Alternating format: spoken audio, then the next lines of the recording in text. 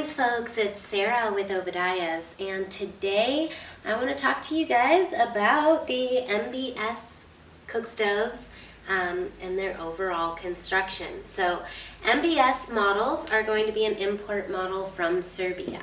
Now these are going to be a little bit different than a lot of our other product lines because they're actually going to be a bolted together stove. They are not welded. So I believe if you're familiar with, like, there's a couple Amish brands out there, I think like Mealtime, also some of the margin stoves as well are going to be bolted together stoves rather than welded. So I just want to show you guys up close the details, features of the stove, and how that would vary from a welded model. I wanted to take off this cooktop and show you guys the interior construction of the unit. These markings are just kind of standard from the factory. Show you guys quality of craftsmanship. Inside the firebox here, this is going to be the bottom. We have a lot of the screws and pop rivets removed, so here this is going to be pop riveted together.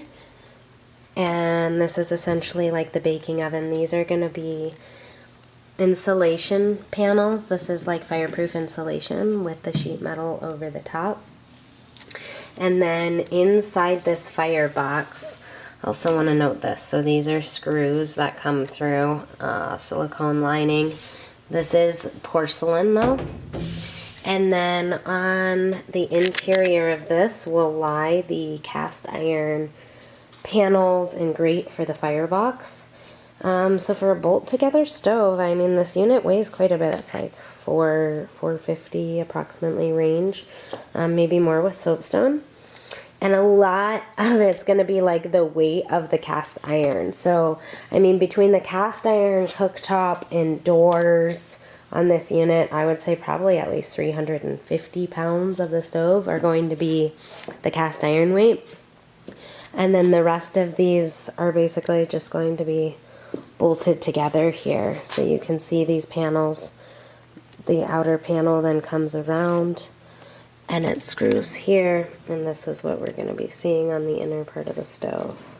So yeah, when comparing like to a product like La Nordica, definitely going to be a quality difference between the Magnum. But they do have a good fair amount of cast iron components, and they're in a lower price point as well. These models are not actively UL listed. They were UL tested, but that has expired. I really do my best to try and show you guys every single angle of the product that you are purchasing so you can see it up front before you make the decision to purchase. I understand these are large purchases, and I want you to feel like you are fully educated and have all the information needed to make the proper decision for your heating needs for your space.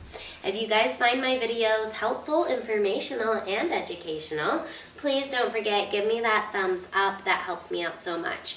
If you think that someone else may be interested in this, please share my content. That also helps me. Don't forget, if you haven't already, click the subscribe button in the corner of the channel. Thank you guys so much for watching. Have a wonderful day.